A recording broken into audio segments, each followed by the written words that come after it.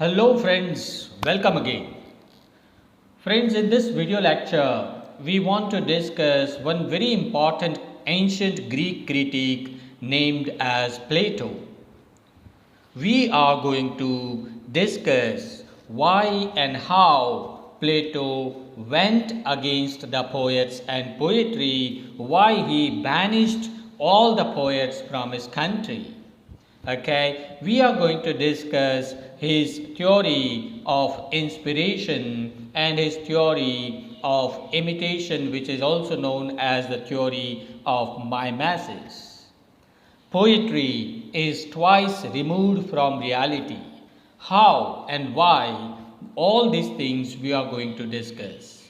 But friends, before we move ahead, I request all my viewers to please subscribe to this channel and click on the bell icon so that whenever I upload a new video, you will get the notification. So friends, now let's begin. We begin with one very important remark, a quotation by an important critic, Atkins. Atkins has declared Plato as a light bringer. According to him, Plato brings light to the country where there was darkness. Okay, he says that Plato is one of the greatest of critics in the truest sense. So, Atkins has compared Plato with all other great critics, and he says that he is one of the greatest of critics in the truest sense of the word. He believed that Plato is a light bringer and ever guiding man's steps to the spiritual side of art. Now, this phrase is very important. Plato was a philosopher, and that's why the term spiritual side of art comes here, right? Being a philosopher, he examined poetry from philosophical point of view, from spiritual point of view. Okay, and according to Atkins, Plato is the guide to the man's steps towards the spiritual side of art. Now the question is, when and where Plato lived? Then the answer is that Plato was a Greek philosopher, means he was living in Greece in Europe, and he lived during the 4th and 3rd century BC. That means he was about 2400 years, 2500 years back, he lived in Greece. And he was respected, he was revered, and yet his all critical theories are very much controversial. So, you find out two things. On the one hand, critics, historians, and scholars respect Plato as a critic for his critical contribution, and on the other hand, some of his critical views are very controversial, are very debatable. Plato was the most outstanding disciple of Socrates. Disciple means student. Okay, you must have heard the name of Socrates. Socrates was also a great philosopher, and in those times, when 3rd and 4th century BC, okay, and Plato was the disciple, was the follower, was the student of Socrates, and he became the only object for the scholars, for the critics to shower and pour their voice of wonder and admiration. There are hundreds and thousands of critics after Plato who are influenced by his theories. Plato, you can say, if I use some literary language, then you can say, you can compare Plato with a holy brook. Brook, you understand, no? Where water is flowing. The brook comes down from the mountains. Plato, you can say, is a holy brook from where the everlasting discussion of criticism on poetry starts. Okay, so the beginning of criticism, you can say, begins with Plato's comments. Scholars and critics are not at all exhausted in appreciating, eulogizing Plato for this immense contribution of Plato. Now, the problem is that Plato was actually a lover of poetry. Now, despite being a lover of poetry and poets, he went against the poets and poetry. And that's why we can say that it is a disappointing fact, it is a sad fact that the philosopher, that means Plato, who was most richly endowed with poetic sensibility, he himself had poetic sensibility in him still, and he adorned most of his writings by taking the lines and phrases from the great poets of his times. Still, he went against the poets and poetry, and not only this, he banished all the poets from his country, from his ideal state. But the question is, why? Why Plato, who loved the poets and poetry so much, all of a sudden turned against the poets and poetry and passed a serious censure against the poets and poetry? What was the problem? This is the question that we need to understand and analyze. In fact, when Plato came with his all critical theories, you need to understand the historical background of Greece in those times. In those times, in fact, before Plato, Greece was considered as a golden country.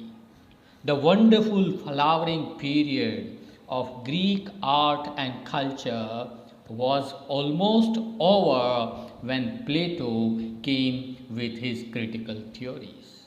There was a kind of a decline in art, literature, economics, politics, and in all walks of life.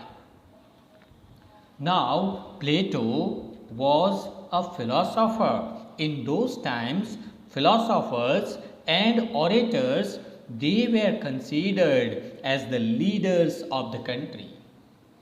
They were considered as the most responsible people of the country. And being a philosopher, Plato was very much worried about the decline in art and literature, the decline in economics and politics in his country.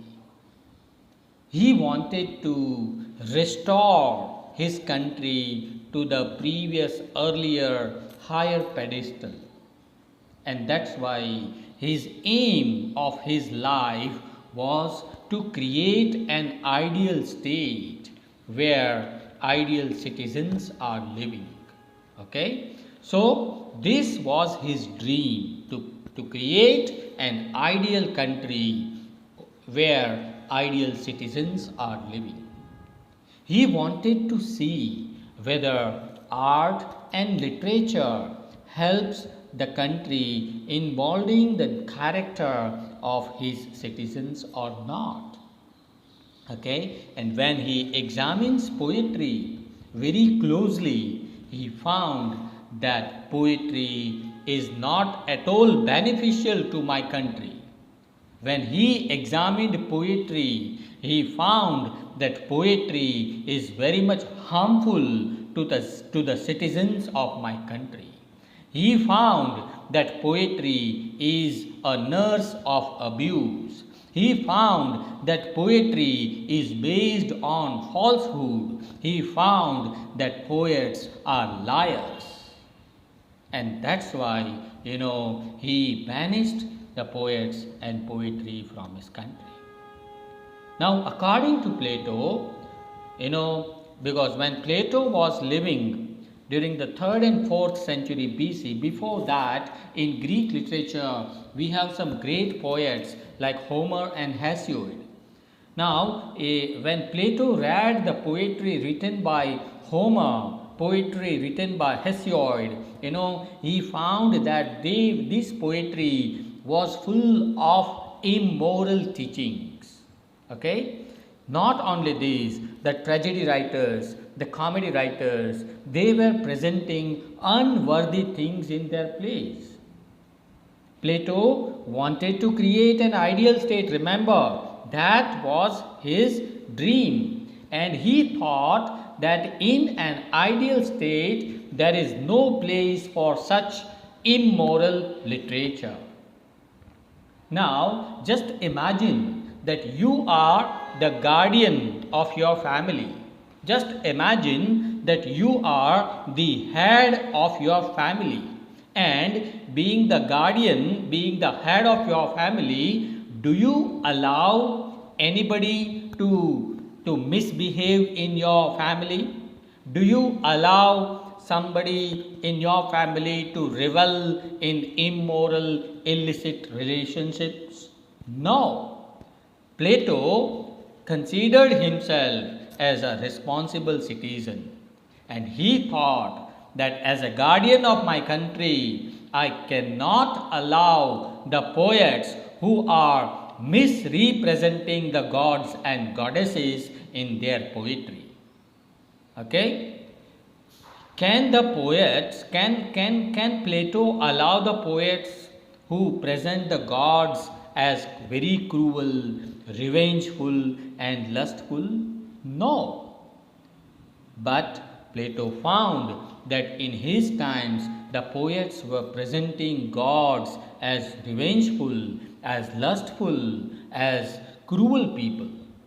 And this was intolerable for Plato. Plato could not tolerate this, and that's why he presented his arguments against the poets and poetry in some of his important critical documents, which you can see here on the screen. He has written dialogues, symposium, Philebus, Phaedrus, Ion and Republic.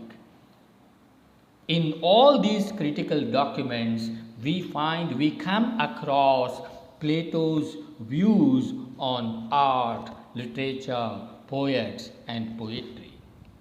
But friends, in this video lecture, we are more concerned with his two outstanding theories, namely theory of inspiration and theory of mimesis or theory of imitation, which are found in his two books, Ion and Republic.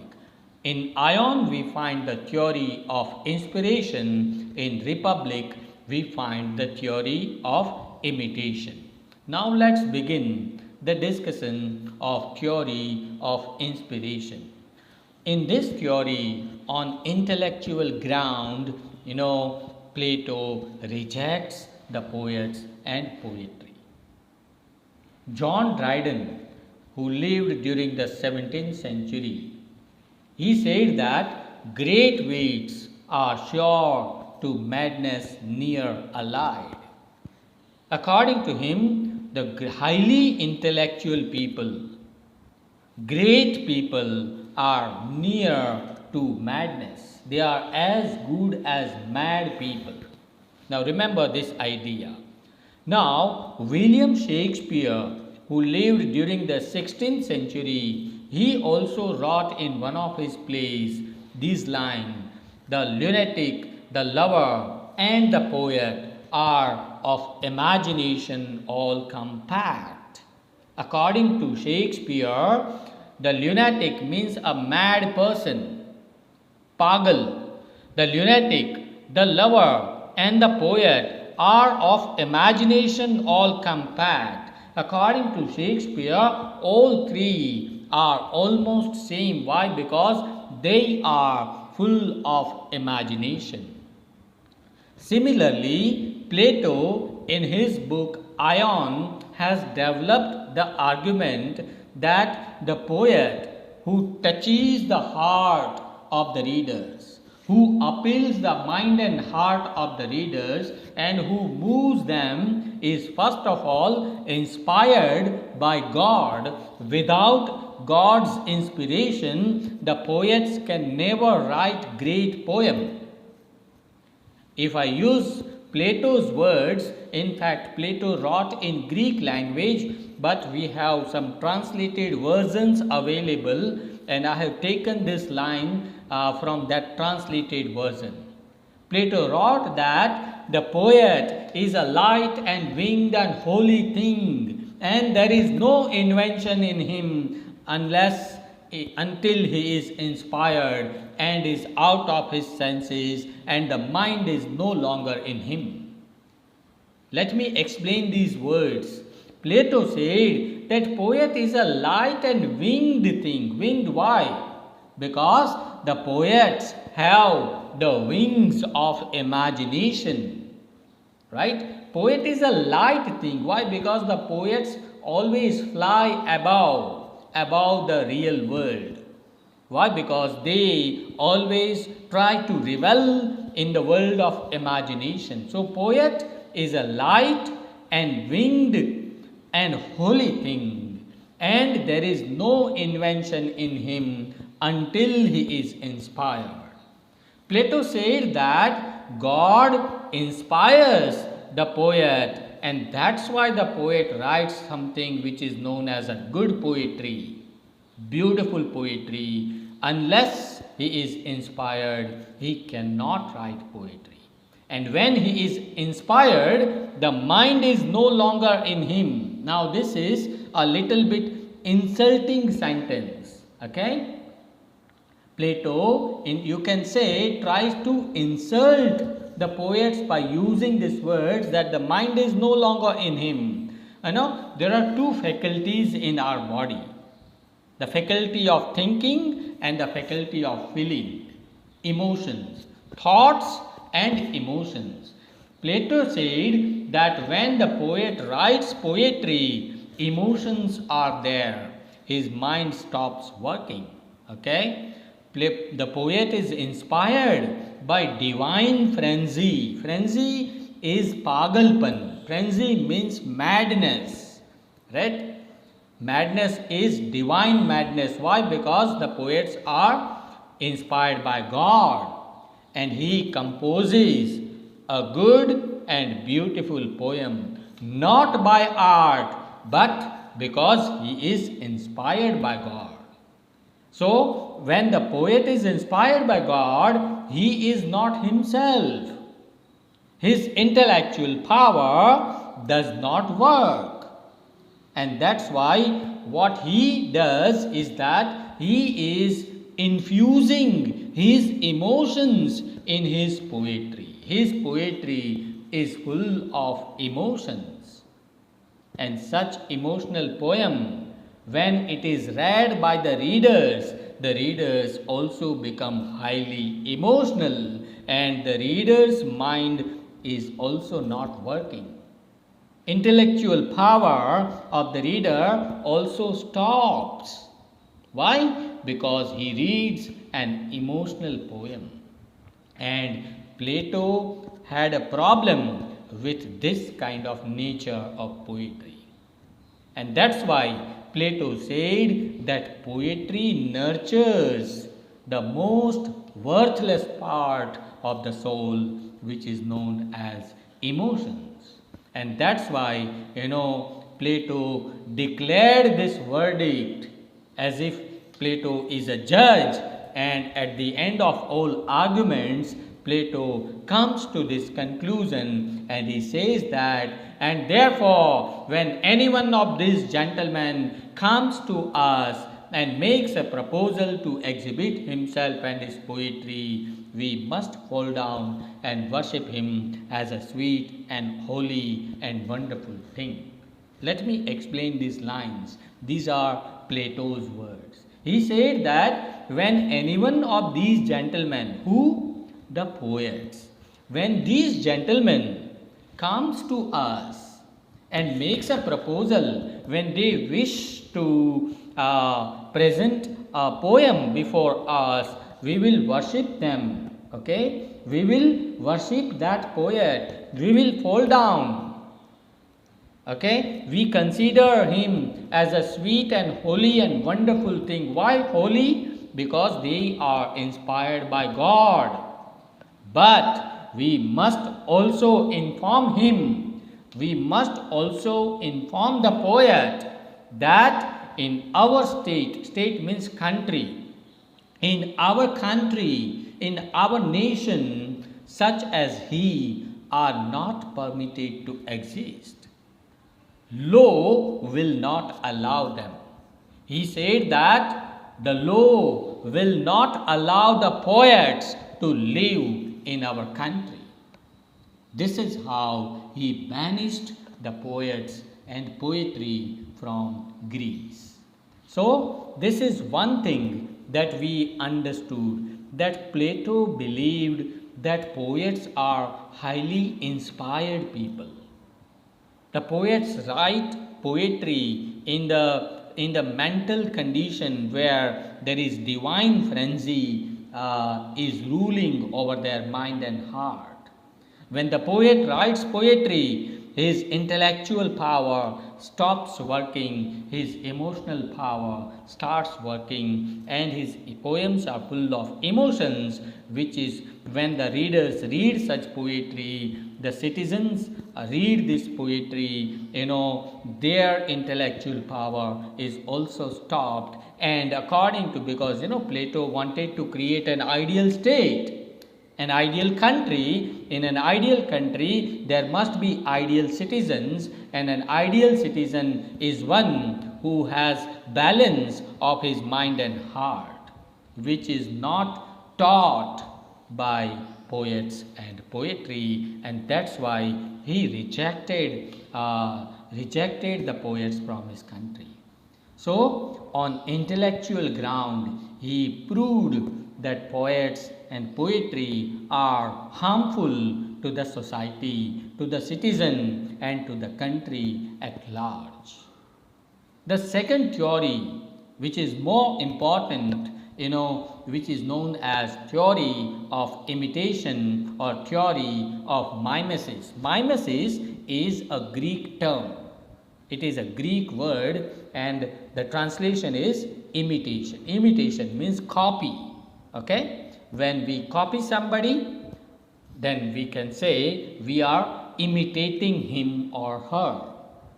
So, here Plato has tried to reject the poets on philosophical ground. Why? Because Plato himself was a philosopher. His theory of imitation we find in book number 10 of his book Republic. Plato, who was a philosopher, believed in the philosophy of absolute. Okay, now what is this philosophy of absolute? According to this philosophy, this real world where we are living, okay, the trees that we can see outside, the buildings, the rods, this world is actually an illusion. It is an illusion, and this world is not real. According to the philosophers, this world is actually an imitation of the divine. It is an imitation of the divine idea. He believed that God created this world, right? We all know that God or Brahma created this world, and first there was an idea of the world in the God's mind. Let me explain this thing to you. Like, suppose if you want to create something, then first of all an idea takes place in your mind, yes or no, right? And when you want to create something, idea comes in your mind and then you try to copy that idea into reality and then you create that particular thing. So when God wanted to create this world, these trees, mountains and all human beings, right? First of all, he must have thought about the world. He must have created the idea of the world and then he copied that idea and then he created this world. So this world is what? This world, according to Plato, is an imitation of that idea which is lying in the God's mind. Okay, we are living in an unreal world. We are living in an illusory world. This is an illusion. This is not reality.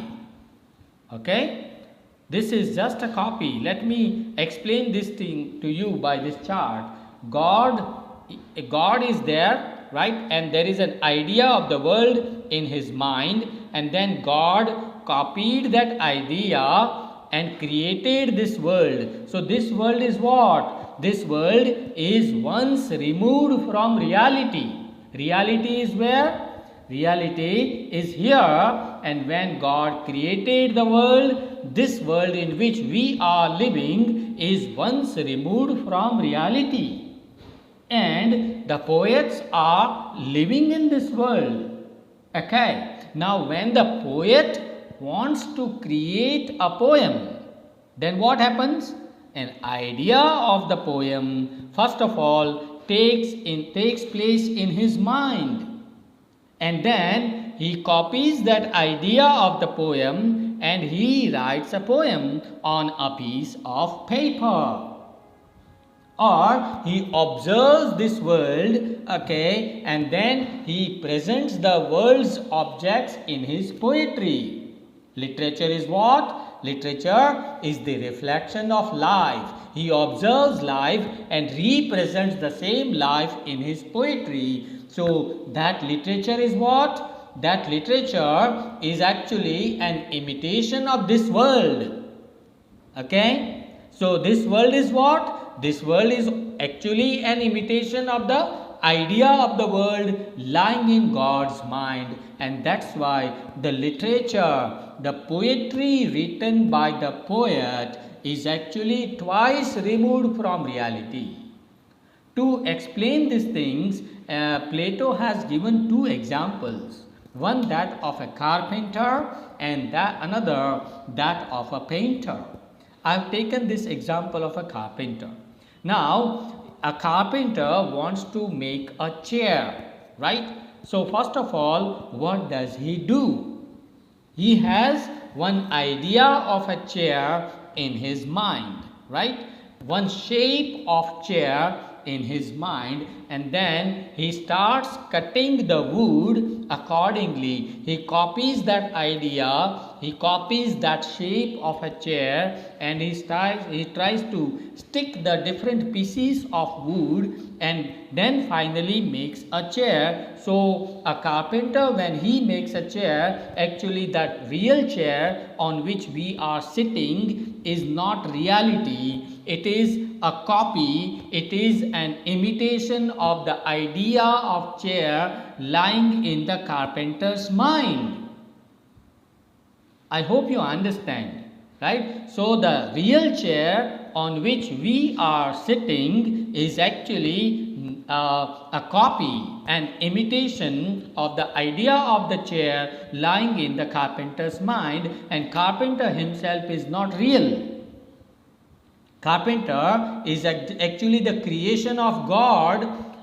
Okay, so carpenter is actually an imitation of the idea of the carpenter lying in the God's mind. So carpenter is once removed from reality, and carpenter's creation chair is twice removed from reality.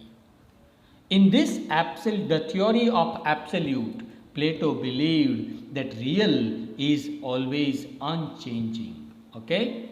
He said that poets deal with a world of seeming in which each object as perceived comes and goes. Poets deal with what? Poets present this world, which is actually an unreal world, okay, in which the things come and things go. We take birth and then we go away after 60, 70, 80, 100 years. Now seeming large, now small. This world is what? This world is changing all the time. Sometimes some things are small, sometimes they are large. Now hot relatively to this and cold relatively to that. This world is sometimes hot and sometimes cold. Sweet at one moment and sour at another.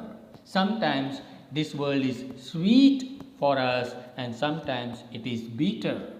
Okay, I may like and love this new shirt today, but then after 6 months, after 1 year, I may use the same shirt to wipe the glasses of my car.